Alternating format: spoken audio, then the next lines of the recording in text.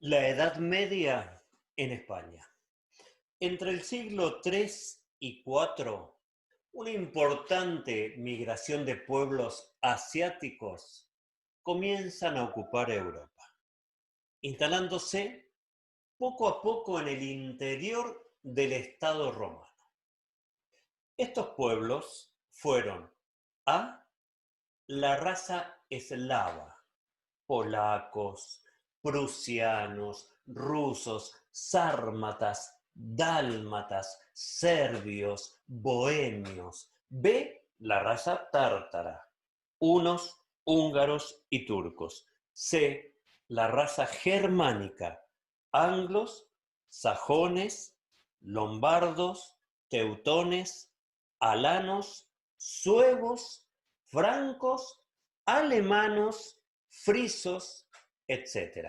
Normandos, góticos, vándalos, visigodos, ostrogodos, burgundios, guépidos, etc. Ortiz Pellegrini, 1994. Algunos párrafos que ayuden a comprender. A fines del siglo III, diversos pueblos de origen eslavo, tártaros y germanos invaden Europa, ocupando el Imperio Romano Occidental. En este periodo, Hispania estaba ocupado por diversos pueblos germanos, logrando finalmente la hegemonía sobre la península durante los siglos V y VI. Un pueblo germano particular, los visigodos, eran los que la ocupaban. En la segunda mitad del siglo VI, el rey Leovigildo unifica territorialmente a los pueblos visigodos de la península, intentando fallidamente una unificación político-religiosa a través del arrianismo. Sin embargo, será con Recaredo, su sucesor, con quien la nación visigoda se transformará definitivamente al catolicismo.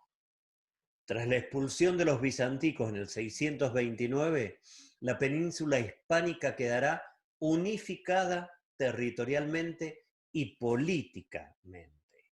Ortiz Pellegrini, 1994. Los visigodos se organizaban políticamente a través de una monarquía. En cuanto a las relaciones jurídicas, estas se construían fundamentalmente por el parentesco. Socialmente se distingue la nobleza de la plebe, reservándose para la primera las funciones políticas y el derecho de propiedad inmueble. El derecho de venganza caracterizaba al derecho penal, aunque luego fueron evolucionando diversas instituciones penales.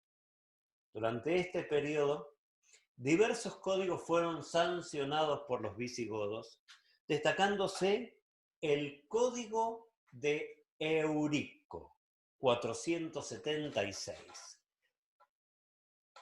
La ley romana Visigotorum, 506. El Liber Ludicigorum, el libro de los juicios, 654. En síntesis, la dominación visigoda en la provincia romana de Hispania en el siglo V y VI da lugar al nacimiento de la legislación visigoda. Así comenzaremos a analizar los elementos formativos del derecho castellano en la Edad Media. La legislación visigoda, caracteres, codificación. 1. La organización política visigoda. Antes de analizar los aspectos de la organización política o jurídico visigoda, es importante reconocer que este pueblo germano había tomado contacto con el Imperio Romano por haber estado incorporados en las filas del ejército romano como federal. Esto le permitió conocer la cultura romana, la que receptó y asimiló. Los germanos estaban organizados bajo una monarquía que debía ajustarse a las normas y leyes morales. La forma de gobierno de los visigodos fue en general la que tomaron del sistema romano. El rey nombraba a los agentes y oficiales del Estado que actuaban en su nombre. Era el jefe de gobierno acompañado por el oficio palatino, cuerpo político que lo asesoraba en materias de legislación, de administración de justicia, etc. Ortiz Pellegrini, 1994, 2. Caracteres de la cultura jurídica. Una de las características de la cultura jurídica de los visigodos fue que el parentesco constituyó la base de la vinculación jurídica. Así, en su estructura social, los parientes pertenecen a una misma tribu. Las tribus se agrupan en aldea y cada aldea legislaba sobre sus propios asuntos y administraba su propiedad común. Se diferenciaba la nobleza de la plebe. Los primeros tenían posibilidades de ejercer funciones militares, por ejemplo. La plebe, en cambio, no tenía derechos políticos ni propiedad sobre los inmuebles. El derecho penal era colectivista. La venganza de sangre era un derecho y un deber de la estirpe. Hay una influencia marcada, recíproca, entre el derecho romano y germano. Notoriamente, los germanos aportaron nuevas concepciones al derecho público y los romanos los principios de su formidable derecho privado. Gradualmente se llegó a una fusión de las costumbres germanas y de derechos romanos en un sistema jurídico generalizado en toda Europa. El feudalismo, pero que en España adquirió características particulares. Ortiz Pellegrini, 1994. Codificación. Al mencionar la codificación visigoda, es de destacar que las recopilaciones realizadas por los reyes visigodos reciben recíprocamente la influencia romana y germana propiamente dicha. A. Código Éurico, 476. Es sancionado por los visigodos en su época de Tolosa. El principal autor fue León de Carbona, ministro. Éurico, escrito en latín, trata principalmente de derecho privado, mezclando soluciones germánicas y latinas. B. La Lex Romana, Visigotum, 506. Su redacción fue ordenada por Alarico II, por ello se conoció también con el nombre de Breviario de Alarico. Su contenido era principalmente derecho romano imperial. Teodosio Valentiniano, Severo y principios del derecho romano en textos de Gallo, Paulo y Papiniano. Su texto es comentado por los propios redactores. Liber Lidicorum, el libro de los juicios, 654, fue sancionado por Recesvinto. Constituye una recopilación de todo el derecho visigótico. Consagra la unidad jurídica del reino y aplicación del principio territorial. Todos los habitantes de un estado se rigen por la misma ley. Una segunda edición se efectuó en el 681 bajo el patrocinio del Concilio XII de Toledo, de acuerdo a Ortiz Pellegrini, 1994. El derecho foral, orígenes, fuentes, desarrollo y características. Origen. A principios del siglo VIII comienzan a suceder las guerras santas, por medio de las cuales los musulmanes, fervientes seguidores de su tradición y por la rebelión de su dios Mahoma, emprenden esta nueva experiencia cruzando Gibraltar, llegar a Europa, invaden territorio visigodo y se apoderan de gran parte del territorio de España. Los cristianos intensifican su tarea de lucha, defensa, repoblación, recuperación de sus costumbres en los territorios ganados por los musulmanes. Luego de lo expuesto, vemos que la legislación foral surge originada en una situación de inestabilidad política que se vivía y que determinó que los reyes debían contar con el consenso del pueblo para la lucha contra los musulmanes en todos los aspectos políticos, militares, etc. El consenso se lograba mediante un sistema que prometía reparto de honores, bienes y frutos de las victorias militares en las zonas que se recuperaban, como así también otros privilegios como los fiscales, que luego se tomaron toda una legislación. Ortiz Pellegrini, 1994. Desarrollo, definición de fuero. El fuero es un pacto solemne celebrado entre las poblaciones y el rey mediante la consulta y aplicación de un conjunto de disposiciones y leyes que rigen un determinado lugar o pueblo. En virtud de este pacto, el rey reconocía, otorgaba una serie de derechos, prerrogativas y privilegios a los pobladores de un lugar con la obligación de que estos lucharan y repoblaran los espacios ocupados por los musulmanes. Este concepto tiene una naturaleza mixta. En primer lugar, es un contrato, porque se adquieren compromisos de servicio, pero también una gracia, porque se reconocen, adquieren y otorgan privilegios. La mecánica era la siguiente. Generalmente los pobladores de la zona de repoblación recopilaban aquellos derechos que les interesaba que se cumplieran. Se colocaban en los fueros, en general, aquellos derechos que estaban en discusión. El derecho privado no formaba parte de este fuero, no era necesario porque era cumplido por el pueblo y por el rey. Es por esto que los fueros se van a desarrollar fundamentalmente en el derecho público. Ortiz Pellegrini, 1994. Las fuentes. Las fuentes eran las costumbres prerrománicas, el derecho romano, algunas costumbres árabes, el derecho canónico. Para su constitución la firma real era imprescindible, pero a veces lo firmaba un delegado del rey, generalmente un noble. No obstante, siempre era necesaria la suscripción real. Ortiz Pellegrini, 1994, página 70. Formación de esta legislación. Definiciones. A. Fórum. Es el lugar o sitio en que se ejercía el derecho de legislar. B. Costumbre. Es la disposición o precepto legal con fuerza obligatoria. C. Cartas de población. Condiciones que el señor solariego y los pobladores pactaban para poder poblar.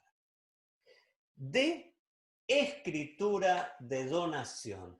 Donaciones que un propietario otorgaba a favor de particulares o monasterios.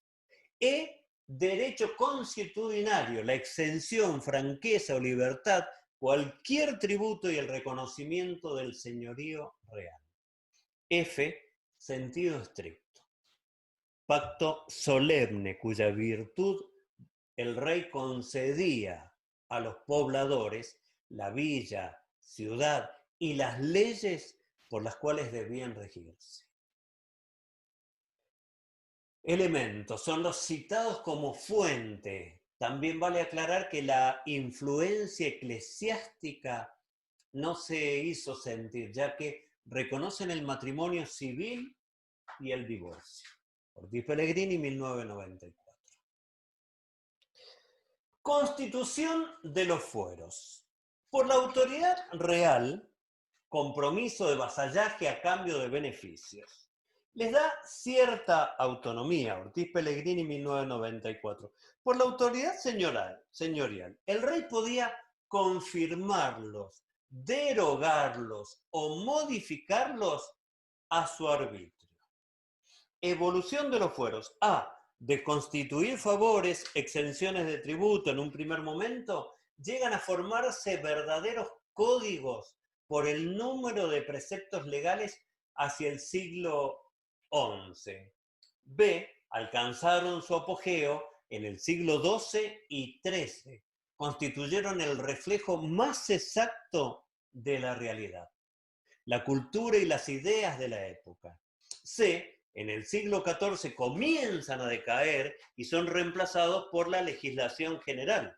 Las causas de estos fenómenos fueron la decadencia de los municipios, el despotismo real, la recepción del derecho romano, la del derecho canónico, el progreso de la cultura y la idea de nacionalidad.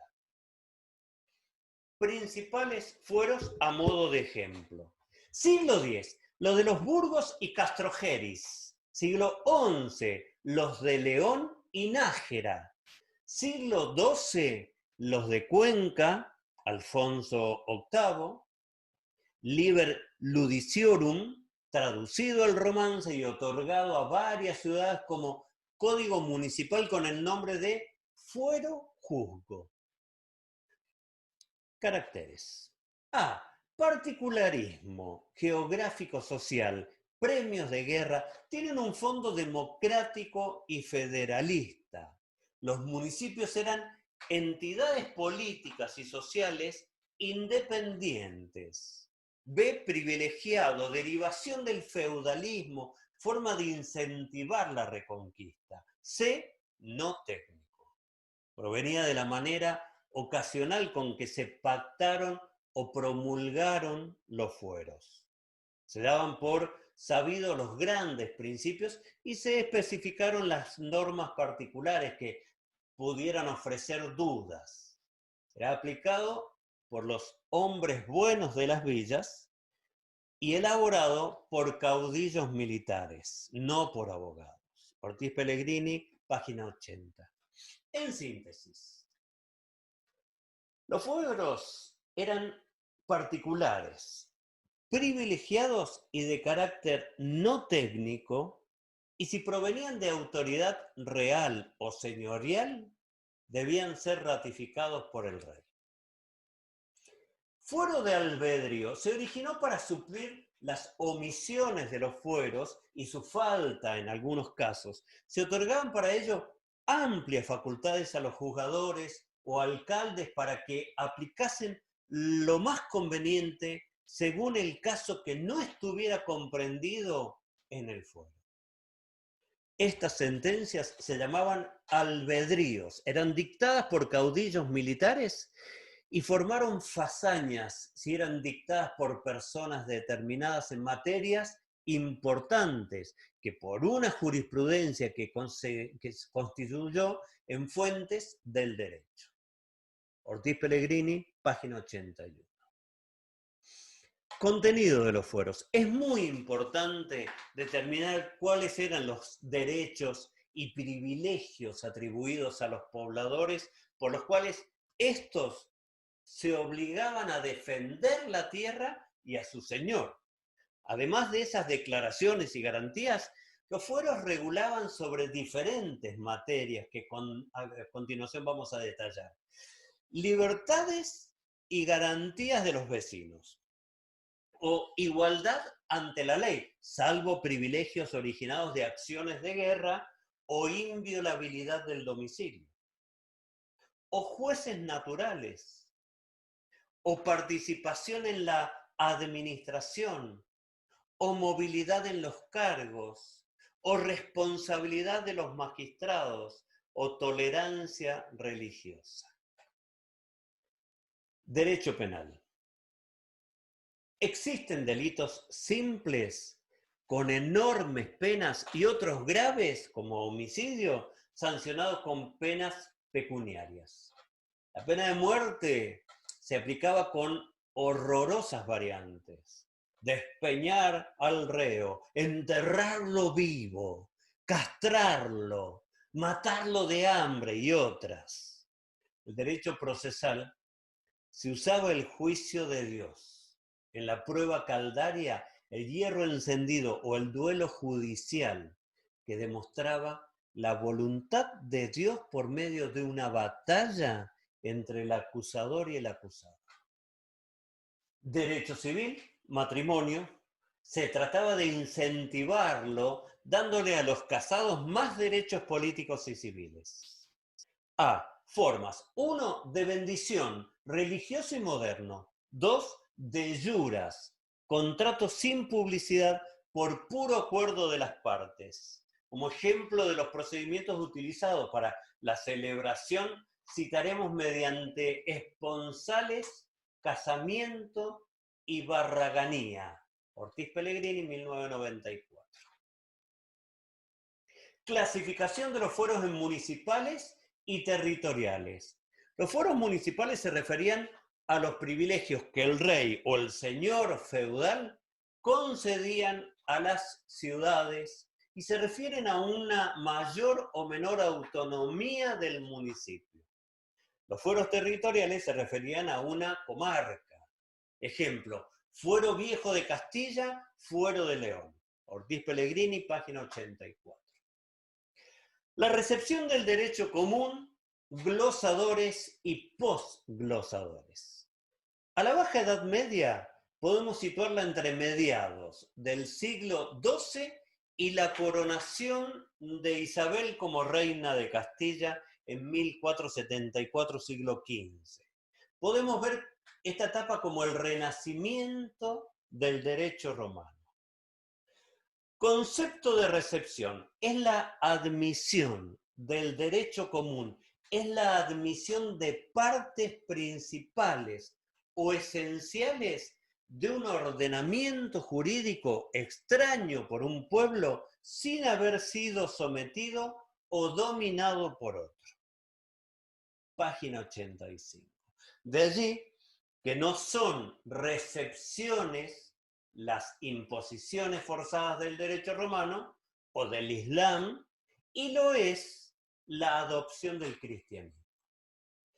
Materias de recepción. Lo que se receptó fue la teoría jurídica de los glosadores y conciliadores, que a continuación veremos en lo que hace a una materia que fuera un objeto de asimilación, se limitó al derecho privado. Siguieron vigentes en derecho político las instituciones de la época, el derecho penal justiniano. Causas de la recepción. No sería posible atribuir la recepción a una serie aislada de causas. Entre las más importantes se encuentran A. La convicción de la Edad Media de que el derecho romano era una especie de derecho natural. B.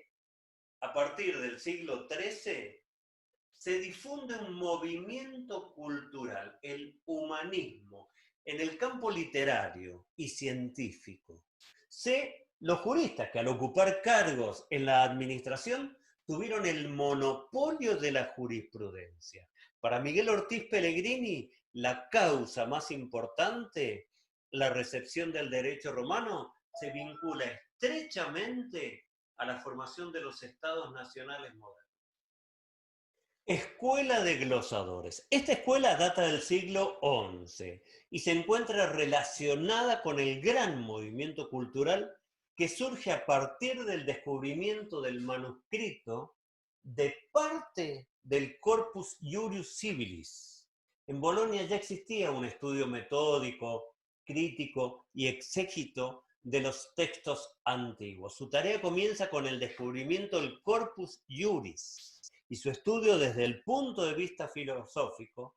Fue Irnerio el iniciador de estos trabajos a principios del siglo XII, y sus glosas conocidas bajo la sigla I tuvieron gran difusión. La autoridad de la escuela aumentó con los llamados 4 doctores: Búlgaro, Martín Gaucia, Hugo de Alberico y Jacobo de Porta-Ravenata, y llega a su culminación con Acurcio, 1182-1260, que reúne las glosas e interpretaciones anteriores en la glosa ordinaria, 1227.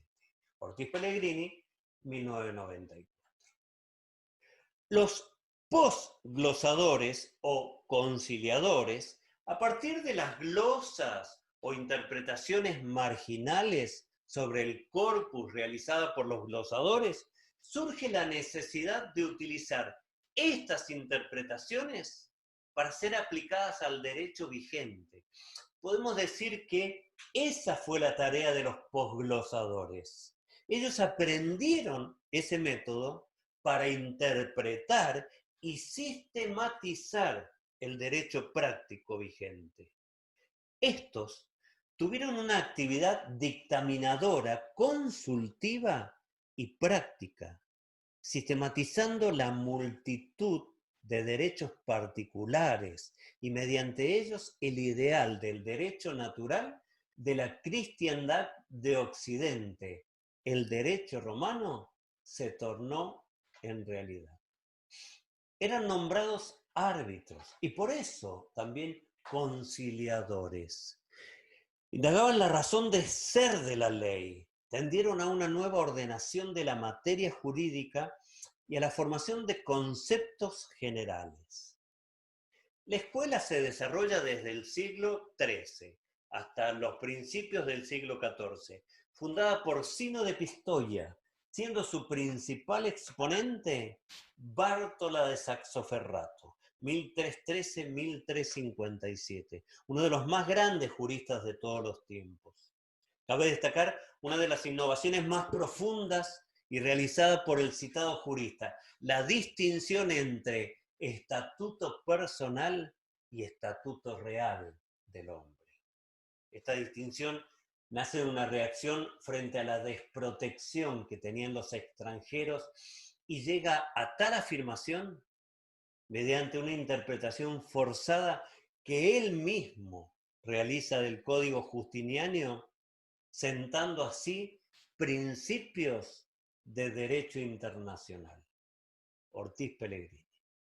Derecho canónico. El derecho canónico organiza el gobierno de la Iglesia, reglamenta las relaciones de ésta con sus fieles y la actividad religiosa de los últimos, que se exteriorizan a través del culto y de los sacramentos. Sorraquín Becú, Ortiz Pellegrini, 1994, página 88. Su origen, la Biblia. Primero, fundamentalmente fuente de tradición, patrísticas, normas de los santos padres, los decretos de los papas, los cánones de los concilios. En el siglo XII el derecho canónico era un derecho vigente que regulaba, además de la actividad de la Iglesia, el derecho laico, absorbiendo materias como el matrimonio, la familia, el parentesco, represión penal. Derecho castellano, las 7 partidas, ordenamiento de Alcalá, ordenanzas reales de Castilla, leyes de Toro, la nueva y novísima recopilación. En este punto se describirá el proceso de unificación jurídica a partir del poder político y territorial que va adquiriendo el rey. Esta unificación trata de superar la multiplicidad de pequeños ordenamientos jurídicos existentes en los fueros, surgiendo de lo que se conoce como el derecho castellano. Justamente ese poder real se acentuará a través de la potestad legislativa expresada en un orden jurídica que regule las relaciones de todos los pobladores del reino. La unidad jurídica va a ser ahora el camino hacia la unidad política. Se presentarán los diversos ordenamientos castellanos, sancionados tanto en la Edad Media como los de la Edad Moderna. Las 7 partidas. El rey Alfonso X, el sabio, 1221-1284, es el personaje central del siglo XII. Fue llamado el emperador de la cultura. Protegió las ciencias, cultivó la poesía, la música, la astronomía, entre otros. Los antecedentes de las partidas se encuentran en el libro de Fuero. Según la opinión de García Gallo, a quien sigue nuestro referido autor Ortiz Pellegrini, 1994, página 92, este libro de Fueros también es conocido como espéculo, para distinguirlo de otros del mismo título, teniendo en cuenta que en su prólogo expresa que es espejo del derecho. Su elaboración se da entre 1256 y 1258, afirmando el rey Alfonso su potestad legislativa y su aplicación por el Tribunal del Rey. Algunos autores manifiestan que la falta de pruebas y la diversidad de opiniones impide establecer fecha y autoría de las partidas y distinguen sus antecedentes entre la segunda mitad del siglo XIII y principios del XIV en 4 libros. A. El Setenario, cuya elaboración oscilaría entre los reinados de Fernando III y Alfonso X, si bien habría sido concebido por el primero y realizado por el segundo. La obra tendría carácter doctrinal. B. El Fuero Real. Habría sido redactado a comienzos del reinado de Alfonso X, posiblemente por Fernando Martínez de Zamora. Tiene carácter de ley y fue usado por el Tribunal Real y concedido como fuero a algunas ciudades castellanas. A partir de la aplicación permanente del Fuero Real, surge una jurisprudencia publicada como Leyes de Estilo, año 1300. C. El Espéculo. Escrito por Alfonso X, dividido en 5 libros, sería una obra paralela al Fuero Real. Y D. Las Partidas. Fue la obra cumbre de Alfonso X, aunque la mayoría de los investigadores coinciden que fue objeto de varias redacciones, componiendo finalmente un texto enciclopédico de derecho de carácter sistemático, integral y profunda calidad científica, pese a lo cual recién adquiere fuerza legal con el ordenamiento de Alcalá. Las 7 partidas son las siguientes. Primero, la primera partida trata de el estado eclesiástico y cristiana religión. La segunda partida que habla de los emperadores y de los reyes y de los otros grandes señores de la tierra. La tercera partida que habla de la justicia, de cómo se ha de hacer ordenadamente en cada lugar por palabra de juicio. La cuarta partida habla del humano y el ayuntamiento matrimonial y del parentesco que hay entre los hombres. La quinta partida de este libro que habla de los empréstitos y de las compras y de los cambios y de todos los pleitos. La sexta partida habla de los testamentos y de las herencias. La séptima partida habla de las acusaciones, malhechos que hacen los hombres y de las penas que sufrirán. Ordenamiento de Alcalá. Este ordenamiento trata de remediar la confusión que se creaba desde el siglo XIII mediante la doble aplicación del derecho, la de los foros y la del rey. Con el tiempo los foros van quedando en desuso y se plantean dudas respecto de qué fuentes jurídicas debían aplicarse. Es así que Alfonso X pretende enmendar la situación mediante el ordenamiento de Alcalá en 1348. Lo más importante de esta legislación es que, primero, uniforma la legislación de Burgos, 1328, la de Segovia, 1347, y la colección privada llamada Ordenamiento de Nájera, dado por Alfonso VII, 1138. Su contenido se distribuye en 32 títulos. Fija el orden de prelación respecto de las distintas fuentes que se vienen aplicando. Queda el orden de prelación de la siguiente manera. Primero, el propio libro, o lo que posteriormente modifican las leyes, insertas en dicha obra. Segundo, fueros municipales. Tercero, las partidas. Cuarto, los jueces deben recurrir al rey para que éste dicte una ley que aclare o resuelva la cuestión. Derecho castellano moderno. Primero, las ordenanzas reales de Castilla.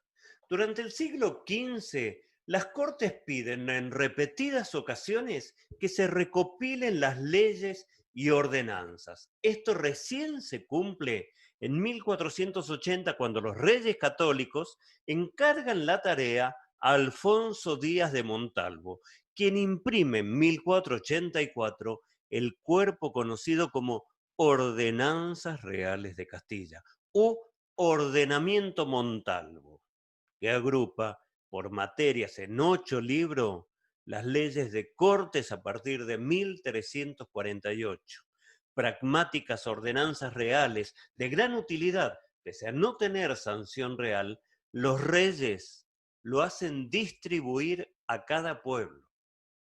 Sin embargo, adolece de defectos importantes, nos dice Ortiz Pellegrini, 1994. El segundo es el libro de bulas pragmáticas. Tiene carácter privado. Es una obra realizada por Juan Ramírez en 1503. Buena aceptación y difusión.